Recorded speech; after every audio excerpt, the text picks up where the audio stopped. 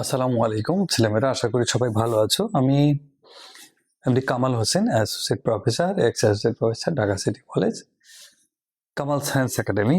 এটা আমি তৈরি করার চেষ্টা করছি। আসলে আমার মেন উদ্দেশ্য হচ্ছে যে অ্যাজ এ হিউম্যান বিং আমার যা জানি আমি সেটা রেখে যাওয়া, কারণ আমরা তো আর থাকবো না পৃথিবীতে।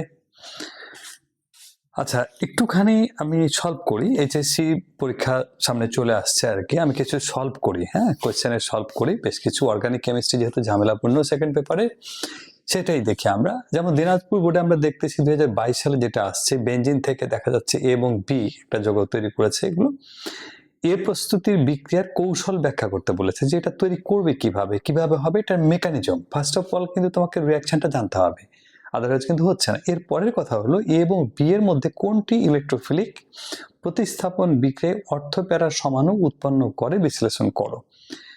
তো অর্থ প্যারার কথা আমরা পরে আসতেছি, আমরা একটা একটা করে যাই। প্রথমে গ নাম্বারটা দেখি, ক্রিয়েটিভ কোশ্চেন।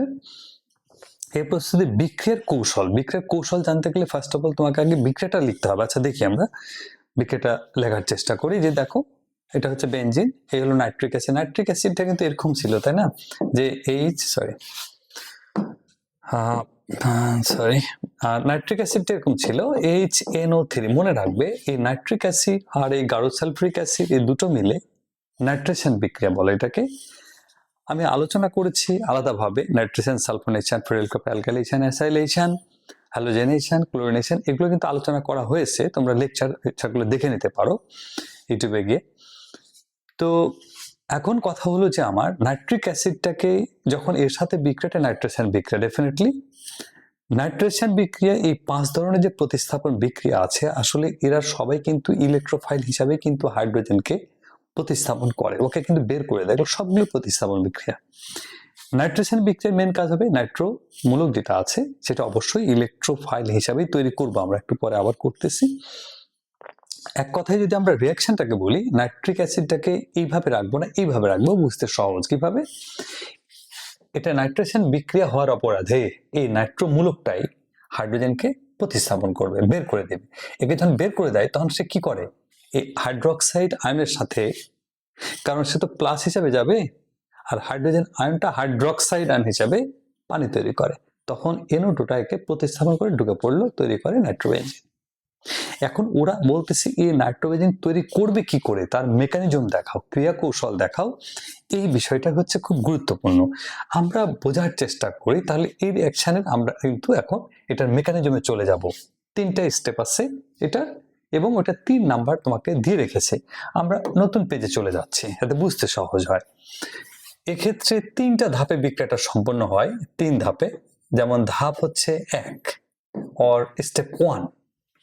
প্রথম ধাপে কি করব আমরা, বিক্রিয়াটা আমরা একটু ছোট্ট করে লিখে নিই, তাতে করে আমাদের বুঝতে সুবিধা হবে। কারণ আগের পেজে ছিল সেটা, এই ছিল বেনজিনটা, আর এখানে ছিল আমার নাইট্রিক অ্যাসিডটা। ছোট্ট করে লিখে নিচ্ছি। এগুলো সবই কিন্তু গাঢ়, খেয়াল রাখবে, হ্যাঁ, সবই কিন্তু গাঢ়, কারণ গাঢ় ছাড়া এটা বিক্রিয়া করবে না। এবং 60 ডিগ্রি সেন্টিগ্রেড টেম্পারেচার, সেটাও খেয়াল রাখবে, সবকিছুই গাঢ়, হ্যাঁ। এবং এখানে নাইট্রো বেনজিন তৈরি করছে, আমরা একটু ছোট্ট করে লিখে নিলাম যাতে করে বুঝতে সুবিধা হয়, হ্যাঁ। এটা উপরে থাকুক, টার্গেট ওটা বানাবো। দেখি কি করে হয়। প্রথম ধাপে কি হয়, প্রথম ধাপে এখান থেকে আমি আগে বলেছি খুব সহজ টেকনিক, যেহেতু নাইট্রেশন বিক্রিয়া, যে বিক্রিয়া মানে নামে বিক্রিয়া, নাইট্রেশনে এই নাইট্রো মূলকটা কিন্তু প্লাস হবে, ইলেকট্রোফাইল হিসাবে আসবে। আমি যদি বলি ক্লোরিনেশন, ক্লোরিনিয়াম সিএল প্লাসটাই কিন্তু ইলেকট্রোফাইল হিসাবে তুমি পাবে, এবং সেটা প্রথম ধাপে। প্রথম ধাপেই যার নামে বিক্রিয়ায় সেই ধনাত্মক আয়ন হিসাবে আসে, এ কারণে ইলেকট্রোফিলিক বিক্রিয়া। ইলেকট্রোফাইল মানে প্লাস চার্জ, ওই প্লাস চার্জটা তখন এই হাইড্রোজেনকে কিন্তু বের করে সেই কিন্তু ডুববে ফাইনালি। প্রথম ধাপে মনে রাখবে, যার নামে বিক্রিয়া সেই কিন্তু প্লাস চার্জ তৈরি করবে। কার প্রেজেন্সে? সে তোমার রাজা। এদেরকে বলতেছে, এই তোমরা আমাকে এখন নাইট্রোনিয়াম আয়ন NO2+ তৈরি করে দাও। তখন এরা দুইজন মারামারি শুরু করে। কিভাবে? এই যে দেখো, HNO2, আমি সব সহজ করে, একেবারেই সহজ করে দেখাচ্ছি। যেমন H, আমরা এটাকে কিন্তু এই স্টাইলও লিখতে পারি ইচ্ছা করলে, দেখো এগুলি স্টাইল। এখান থেকে টার্গেট কি, NO2+ তৈরি করবে, তৈরি করতে হবে, কারণ এটা যেহেতু আমার নাইট্রোনিয়াম বিক্রিয়া। খেয়াল রাখো, প্লাসটা কিন্তু নাইট্রোজেনের মাথায়, ভুল করা যাবে না। এটা যদি তৈরি হতেই হয় তাহলে বাকি কি ঘটনা ঘটবে বোঝাই যাচ্ছে। এই হাইড্রোক্সাইড আয়নটা তখন এই হাইড্রোজেন আয়নকে নিয়ে চলে যায়, মনে রাখবে হাইড্রোজেন আয়নকে নিয়ে চলে যায়। হাইড্রোক্সাইড হাইড্রোজেন আয়নকে নিয়ে যদি চলে যায় তাহলে তৈরি করবে কিন্তু পানি। আর এখানকার যে বন্ড আছে, এই বন্ড বন্ড কিন্তু এই বাইসালফেটের কাছে যখন চলে যায় তখন এটা এরকম হয়ে যাচ্ছে মাইনাস, কারণ এই দুইটা ইলেকট্রনই তো চার্জ হিসেবে চলে গেছে। প্রথম ধাপে যার নামে বিক্রিয়া সেই হবে ধনাত্মক আয়ন, প্রথমে তৈরি করে নিলাম, বিষয়টা সহজ হয়ে গেল।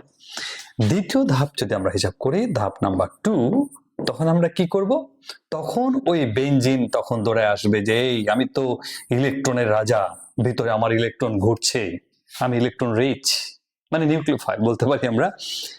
এবার দেখো যে এইভাবে ছিল, এখন বলছে ঠিক আছে তুমি যেহেতু আমাকে ডেকেছো, তুমি ধনী লোক আমি গরিব লোক, নাইট্রোজেনের মাথায় কিন্তু খেয়াল রাখবে প্লাস, সে তখন আক্রমণ করে ওকে যে দাও তোমার দুটো ইলেকট্রন দাও, তোমার সাথে বন্ধন তৈরি করি, তুমি ধনী মানুষ আমি গরিব মানুষ, ধনী গরিবের মাঝে বন্ধন তৈরি হলে খারাপ কি? আমরা তো দেখি বাংলা সিনেমার মধ্যে আছে, খারাপ না ভালো, দ্যাটস এ স্টোরি। সো এটা আক্রমণ করে ওকে, তার কাছ থেকে দুটো ইলেকট্রন নিয়ে যায়। তবে মনে রাখবে অ্যারোসাইনের কিন্তু কাহিনী আছে, সে কিন্তু আক্রমণ করছে বলয়ে, বলয় থেকে ইলেকট্রনগুলো কিন্তু ওর কাছে যাবে, ফলে ইলেকট্রনের ফ্লো, প্লাস কিন্তু হেভি, ও কিন্তু মুভ করে না, মুভ করে কিন্তু ইলেকট্রন, ফলে ইলেকট্রন ফ্লোটা এভাবে দিতে হবে। আক্রমণ করেছে সে, ইলেকট্রন ফ্লো কিন্তু ফ্লোটাকে ইলেকট্রন হালকা, প্লাস কিন্তু ভারী, ও মুভ করে না, মুভ করে ইলেকট্রন, ভুল অ্যারোসাইন দেওয়া যাবে না। হ্যাঁ, এটা যদি হয় তখন তোমার পরবর্তী স্টেপটা খেয়াল করি আমরা, সে মাঝখান থেকে দেখো যে ইলেকট্রন দুটো নিয়ে চলে যাচ্ছে, এখন ঘটনাটা কি দাঁড়াচ্ছে সেটা আমরা বোঝার চেষ্টা করি। তখন আমাদেরকে দেখাতে হবে এরকম ভাবে যে NO2 এখানে যখন অ্যাটাক করেছে তখন এখানে সিগমা কমপ্লেক্স তৈরি করছে, সবচেয়ে বড় কথা এরকম হয়ে যাচ্ছে কিভাবে, সেটাই এখন দেখার বিষয়। NO2 এই যে দেখো মজার কাহিনীটা, এটাকে আমরা সিগমা কমপ্লেক্স বলি, দেখতেও কিন্তু কমপ্লেক্সের মতোই। কেনই বা সিগমা কমপ্লেক্স? কারণ কি দেখো, NO2 আক্রমণ করে দুটো ইলেকট্রন ভিতর থেকে নিয়ে এ কিন্তু বন্ধন তৈরি করেছে। এই যে দেখো দুটো ইলেকট্রন কিন্তু নিয়ে বন্ধন তৈরি, তাহলে দুটো ইলেকট্রন ঘাটতি পড়েছে, ঘাটতি মানে প্লাস, এবং একটু খালি হয়ে গেছে মানে ইলেকট্রন ওখানে বন্ধন তৈরি করেছে, এবং সিগমা বন্ধনই কিন্তু তৈরি করেছে এখানে, সিঙ্গেল বন্ড সিগমা বন্ধন।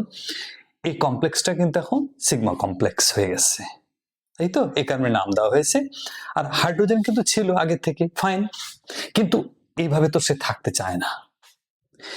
এখন দেখো 3 নম্বর ধাপে গিয়ে কি হয়, মজার ব্যাপারটা, 3 নম্বর ধাপে গিয়ে আমরা যেটা দেখতেছি ওইটা লিখতে হবে তোমাকে আগে, সিগমা কমপ্লেক্সটাকে আগে আমাকে কি করতে হবে, লিখতে হবে সুন্দর করে, একই স্টাইলে লিখবো, এটা প্লাস কিন্তু একটু ইয়া হয়ে গেল, সরি। এবং এই যে দেখো এই যখন মাঝখানে প্লাস হয়ে গেছে তখন এই বেনজিন কান্নাকাটি শুরু করে যে বাইরে আমার তো ইলেকট্রন NO2 নিয়ে চলে গেছে, আমি তখন গরিব হয়ে গেলাম, আমার কে ইলেকট্রন দেবে, তখন দৌড়ে আসে বাইসালফেট, বলে আমার মাথায় তো দুইটা ইলেকট্রন এক্সট্রা বোঝা সৃষ্টি করছে, তো তোমারে দিলেই তো আমি শান্তি পাই, তোমার হাইড্রোজেন আয়নটা কিন্তু আমাকে দিতে হবে।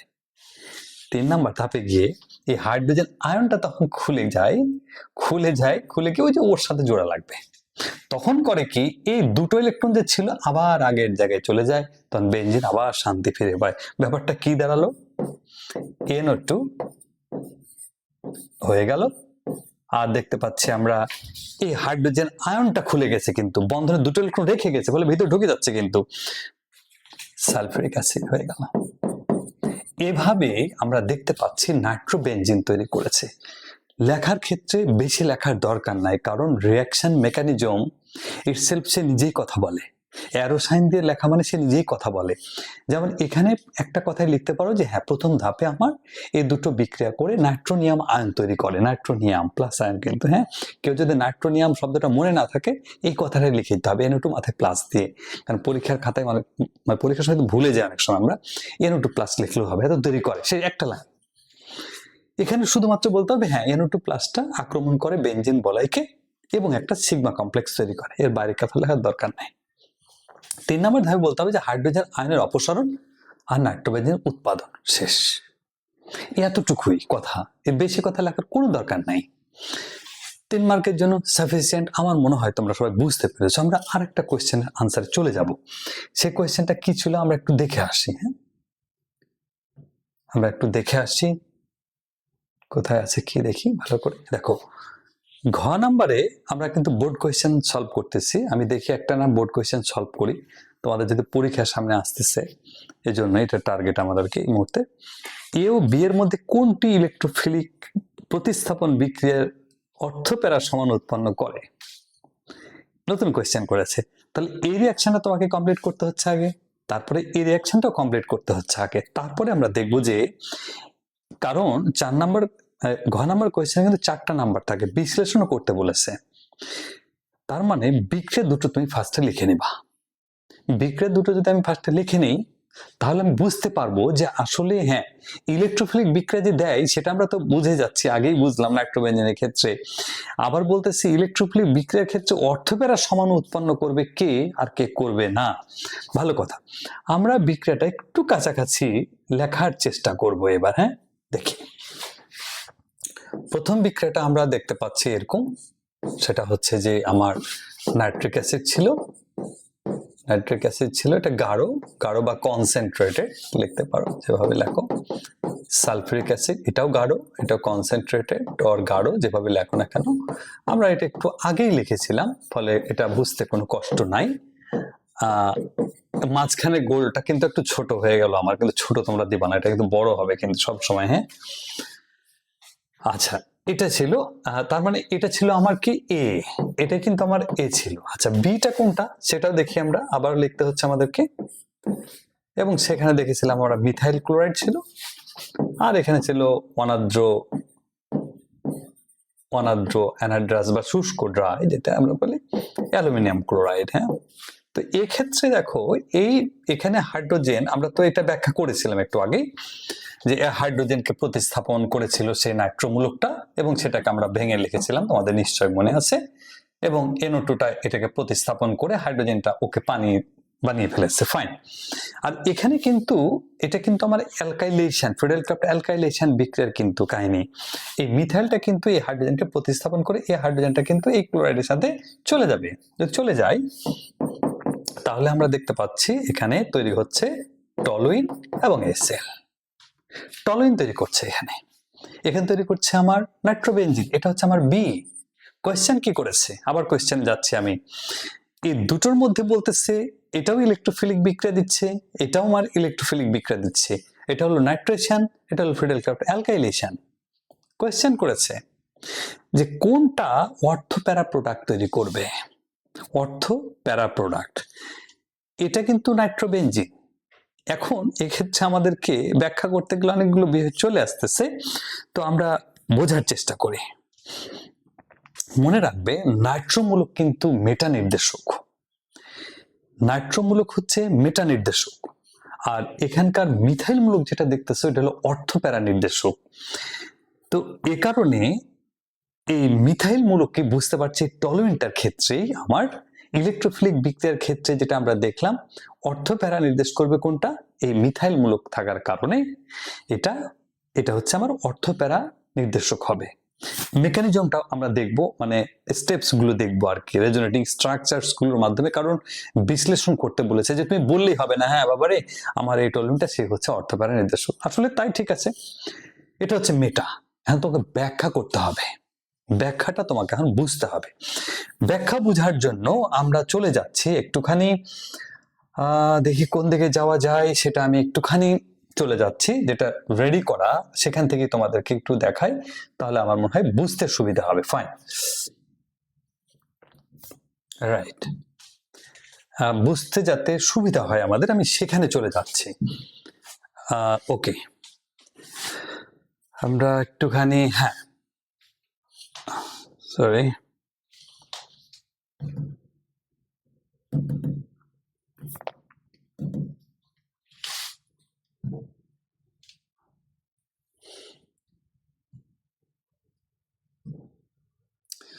একটু বের করে নিয়ে আসি কোথায় কি আছে দেখি, আমি দাঁড়াও এখান থেকে দেখাই, তাহলে আমাদেরকে বুঝতে সহজ হবে। হ্যাঁ, একটু সময় নিচ্ছি, সরি, আমি এখানে লিখে রেখেছি তোমাদের আর কি, এই জন্য সুবিধা হবে।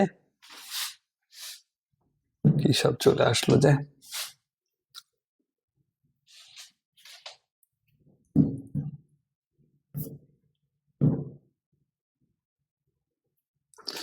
রাইট,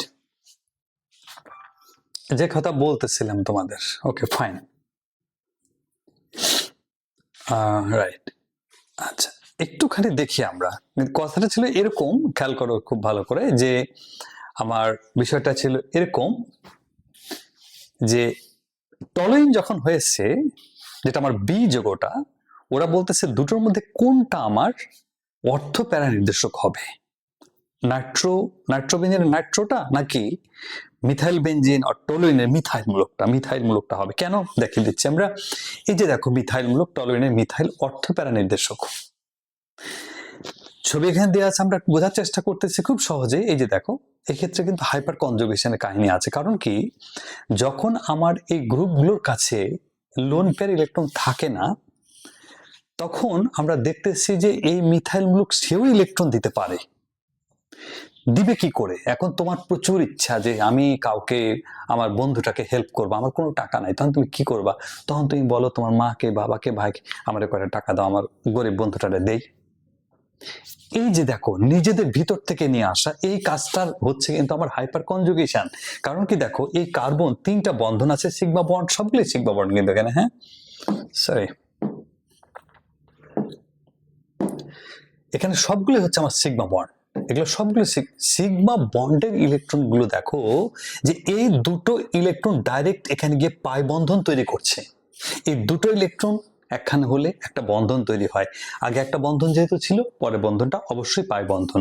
তাহলে এটা পাই বন্ধন তৈরি করছে, আর যখন পাই বন্ধন তৈরি করে তখন হাইড্রোজেন তখন আয়ন হিসাবে পাশে দাঁড়ায় থাকে H+ হিসাবে, আর এই জায়গার বন্ধনটা এখানে যে ডাবল বন্ড তৈরি করে ফেললো।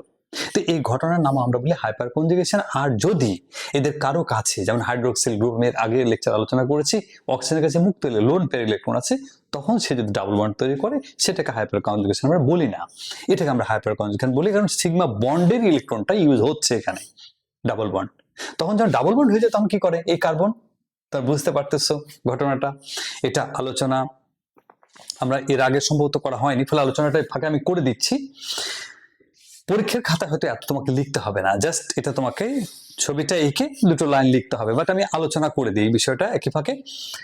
এখন এখানে যখন ডাবল বন্ড হয়, তখন এই কার্বন দেখো এখানে ডাবল বন্ড হয়ে গেছে, ফাইন।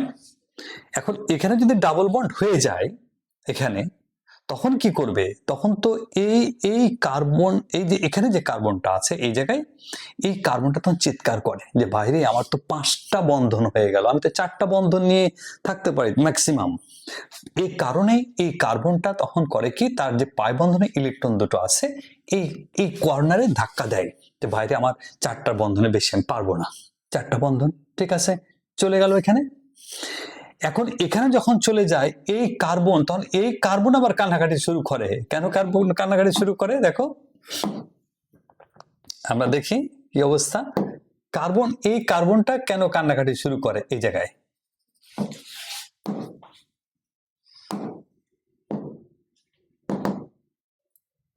এখানে আমরা দেখতেছি যে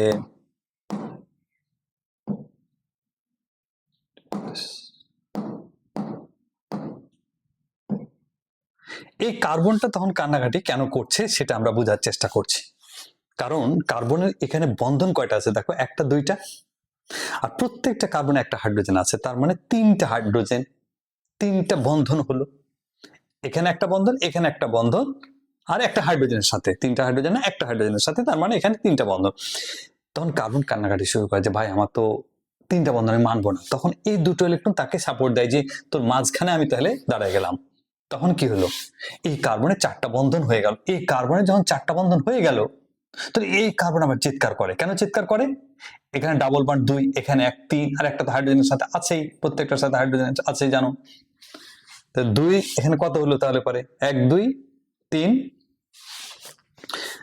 এখানে যখন ডাবল বন্ড হয়ে যাচ্ছে, তার মানে এই জায়গায় ডাবল বন্ড ছিল, কিন্তু খেয়াল করো এখানে, তাহলে এখানে ডাবল বন্ড হয়ে গেলে এই কার্বনের বন্ধন কয়টা হয়ে যাবে? 2 আর 2 4, আর একটা হাইড্রোজেনের সাথে 5টা। এই কারণে তখন করে কি, এই দুটো ইলেকট্রন এই কর্নারে চলে যাচ্ছে, আবার ধাক্কা দিয়ে পাঠাই দিল এই যে, ঠিক আছে। কিন্তু আবার ঠিক আগের মতো এই কার্বনের বন্ধন হয়ে গেল তিনটা। এ কারণে ঠিক একই সিস্টেমে এখানে দেখতেছি ইলেকট্রন ডাবল বন্ড তৈরি করতেছে, ঠিক একইভাবে এতে 4টা হয়ে 5টা হয়ে যাচ্ছে বন্ধন। তো এভাবে ইলেকট্রনগুলো ঘুরতেছে। আমরা দেখতে পাচ্ছি ফাইনাল কথাটা, কারণ এই ক্রিয়েটিভ কোয়েশ্চেন আনসার তো লম্বা তো করা যাবে না, আমি জাস্ট আলোচনা করে দিলাম এই ফাঁকে। এখন এই 5টা রেজোনেটিং স্ট্রাকচার থেকে যেটা জানা গেল, তোমাকে কিন্তু ব্যাখ্যাটা করতে হচ্ছে না, ছবিটাই আঁকার পরপরই বলতে হবে যে দেখো আমরা যে এ এবং বি পেয়েছিলাম, বি এর ক্ষেত্রে অর্থ প্যারা সমাণু দেখাবে ইলেকট্রোফিলিক বিক্রিয়া। কারণ হলো মিথাইল মূলকটা এক্ষেত্রে আমরা দেখতেছি হাইপার কনজুগেশনের মাধ্যমে সে 5টা অনুরণন গঠন তৈরি করে, এবং সেক্ষেত্রে আমরা দেখতে পাচ্ছি অর্থ এবং প্যারা অবস্থানে, এই যে দেখো এই অর্থ এবং প্যারা অবস্থানে এই হচ্ছে কই আমরা দেখতে পাচ্ছি এটা হলো প্যারা অবস্থান, এটা হচ্ছে অর্থ অবস্থান, এটা হচ্ছে অর্থ অবস্থান। এই অর্থ এবং প্যারা অবস্থানে ইলেকট্রনের ঘনত্ব বেশি, এই কারণে কোনো ইলেকট্রোফাইল এই 3টা জায়গায় আক্রমণ করতে পারে। এখানে আক্রমণ করতে পারবে অর্থ এবং প্যারা অবস্থানে। এই কারণে অর্থ এবং প্যারা সমান আমরা পেতে পারি কার কাছ থেকে? আমরা টলুয়েনের কাছ থেকে। কিন্তু নাইট্রোবেনজিনে আমরা সেটা পাবো না। নাইট্রোবেনজিনটা হলো মেটা নির্দেশক হওয়ার কারণে ও শুধুমাত্র মেটাই নির্দেশ করবে, অর্থ প্যারা করবে না। তাহলে এই স্ট্রাকচারটা এঁকে দিয়ে জাস্ট লাস্টে কনক্লুশন 1-2 লাইন লিখলে হয়ে যায়। আজকে এই পর্যন্ত। Thank you very much. তোমরা পরের লেকচার জন্য দেখো, আমি আলোচনা করি সে ক্রিয়েটিভ কোয়েশ্চেন সব। Thank you very much.